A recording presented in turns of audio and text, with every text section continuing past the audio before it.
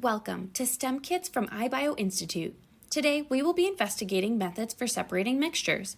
We will learn how to use the chemistry technique of column chromatography to separate food dyes from a solution like chemists. My name is Grace, and along with the rest of our STEMKit team, I will be guiding you through this investigation into the ways we can separate mixtures. Why? Because scientists have all the solutions. Get it? Solutions. Because solutions are mixtures, and that's what we are doing today. Doing an investigation scientifically is different from just playing around. Scientists conduct their experimentation in a very deliberate way. In chemistry, it is crucial that the methods that are chosen to explore chemical interactions are chosen and ordered carefully. In this investigation, you will be separating a mixture by using one method at a time to remove each material. Like all scientists, you will make careful observations at every step of the separation. Scientists always record their data accurately so that they can communicate their findings to other scientists. You have data charts in your STEMKit instructions that you can use and then tape into your Young Scientist journal as a record of your work. Observe carefully and don't forget to write your findings down. A mixture is made when two or more materials are combined, but they are not combined chemically. That means that when you look at the mixture, you can still see each item as a separate thing. You could actually pick them apart and move them into separate piles, like these Legos. But if the mixture is made of small items or molecules, that type of separation would take a long time. An easier way to separate a mixture is by using the properties of each material. Is it magnetic? Is it soluble? Is it heavier? Lighter? With some creativity, these properties will systematically separate the items for you. Unfortunately, this type of separation doesn't work with a solution. A solution is a type of mixture that consists of two or more molecules dissolved in a liquid form, like coffee or juice or soda. Separating molecules in a solution can be tricky. However, scientists have developed some techniques that separate the molecules out of a solution. One separation technique is called paper chromatography. If we put a small amount of the solution on a strip of paper, the different molecules will be carried up the paper by a solvent. As the molecules move up the paper, they are moving against gravity. The big molecules are heavy and will not move up very quickly against gravity. The smaller molecules are lighter and will move more quickly up the paper. This separates the molecules so that scientists can identify what they are. Another separation technique scientists use is called column chromatography. Column chromatography uses gravity, but it also uses pressure and solubility to separate the molecules. This takes several steps and often takes a long time to complete. Pressure is used to push the solvent through the column. The column is filled with either gel, sand, or powder that interacts with the molecules in the solution. This affects how quickly the molecules move through the gel, and we can capture the molecules as they exit the column one by one. Today, you will be using all three separation techniques. For our experiment today, we are going to use column chromatography to separate a solution. In this experiment, we will need 5 medicine cups, 1 9-ounce cup with 2 centimeters of isopropyl alcohol, 1 9-ounce cup with 2 centimeters of water, 1 9-ounce waste cup, 2 10-milliliter syringes, 1 Sharpie, 4 cups of water, a pitcher or large bowl for mixing, grape Kool-Aid, a cotton ball, a pencil, and 2 tablespoons of Mystic sand. To get us started with this experiment, the first thing we need to do is make a diluted solution of grape Kool-Aid. You will need to add 4 cups of water to your pitcher or large bowl. Then, you will need to add your grape Kool-Aid mix and stir until it is completely dissolved. Once you have finished stirring your new grape Kool-Aid solution, it's time to set up and organize your materials for the rest of the experiment. You want to make sure you set up your materials to look like the diagram at the bottom of the screen. With your Sharpie, make sure to write an A on the top of your syringe. This is going to help you stay organized later on in the experiment. Okay, so now we have everything set up and we need to go about setting up our column. To do this, we need some things. We need the second syringe, we need the magic sand, we need a cotton ball, a pencil, and a Sharpie. We're going to use the Sharpie right away, and this is the only thing we'll use it for. We just want to label our syringe with a B so that we know that this is syringe B. You'll be able to tell that anyway because it's going to be the one with the sand, but it is helpful to always have that in eye shot. Then, once you have that done, you're going to remove the plunger. We're gonna take a little bit of the cotton ball, not a whole lot, but enough so that the sand won't fall through. And we're gonna use the end of a pencil to tap it down, because you don't want the cotton to be more than 1 milliliter in space, okay? Because it really is just there to keep the sand from falling through. The next thing that we're gonna do is we're gonna add the magic sand. So we're gonna pour this in so that it's up to 5 milliliters. And so this is about 5 milliliters. And then we're gonna tap it down. And the reason we do that is because the sand needs to be compact. And when I do that, you can see how much the sand actually goes down. So I'm gonna add a little bit more magic sand. And I'm gonna tap it down again. We want the sand to be at a level of about 5 milliliters, maybe a little bit above, but not too much. And that seems to have been enough.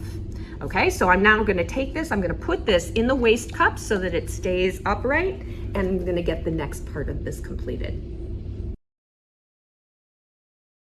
So we have our column set up and it's sitting in our waste cup. We are gonna need to prepare it for the Kool-Aid, and to do that we'll need a few things. First, we're gonna need syringe A. We're also going to need the rubbing alcohol that was sent to us and the water. So what you're going to need to do is take syringe A, and we're gonna start with the alcohol, and you're going to pull up on the syringe so that you get 5 milliliters of solution. Now, this may take a moment because our syringes are new to get the air bubbles out, but you can see I have 5 milliliters of alcohol. Now, our sand has a coloration to it, and that is gonna screw up our chromatography. So we're gonna need to clean up as much of that color as we can, and the alcohol is going to help us to do that. So the way I'm gonna do this is I'm gonna hold this over the cup, and I'm gonna need both hands.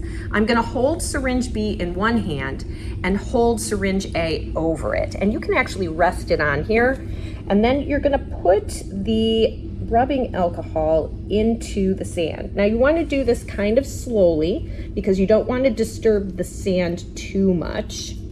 And then we're gonna apply some pressure. That's the great thing about column chromatography, is that we can apply pressure.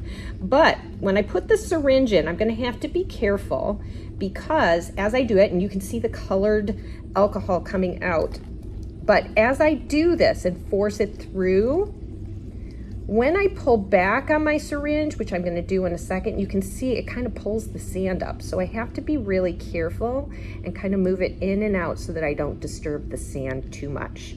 And you can see down in the bottom of the waste cup that the water is, or the alcohol is actually yellow. So even though it doesn't tell you to do this in the directions, we're gonna actually do this alcohol wash a couple of times. Magic sand comes in multitudes of colors, and it comes colorless, but that is not what we always have access to. So if there's coloration, you want to prepare the syringe so that you get as much, oh, that was bad. That's exactly what you don't want to do.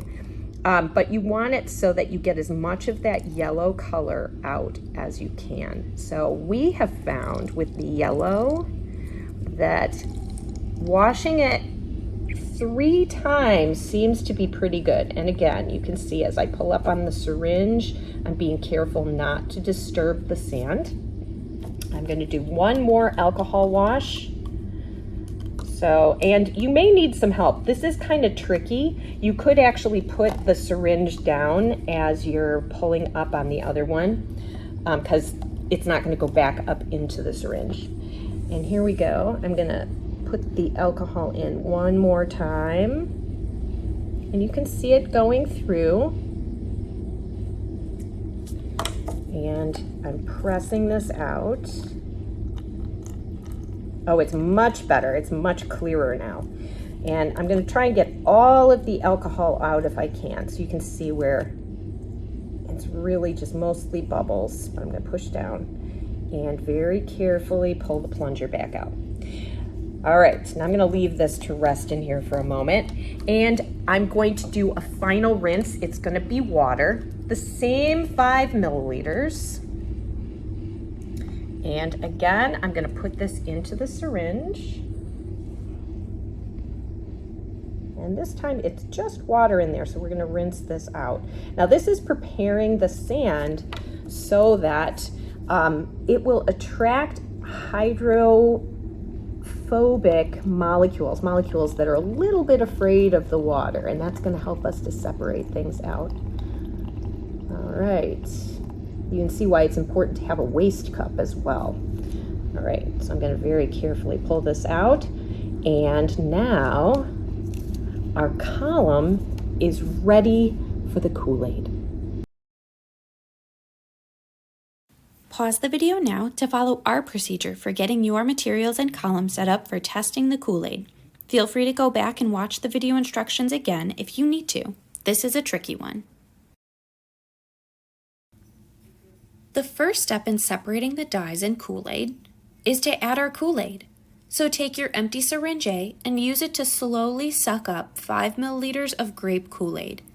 Then carefully remove the plunger from syringe B, which is your column, and hold it over your first medicine cup.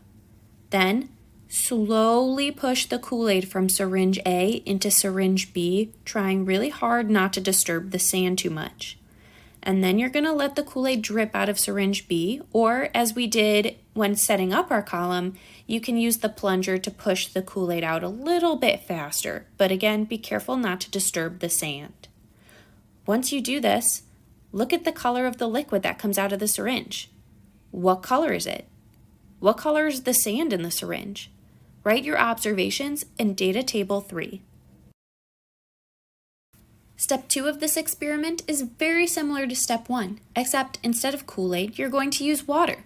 So take your empty syringe A and use it to slowly suck up 5 milliliters of water. Then carefully remove the plunger from syringe B or your column and hold it over your second medicine cup. Then slowly push the water into the sand. Try not to disturb the sand too much. You can let the water drip out of syringe B, or you can use your plunger to help it along and speed up the process. As you do this, take note of what you see. What is the color of the liquid that comes out of the syringe? What is the color of the sand in the syringe? Has it changed? Write your observations in data table 3.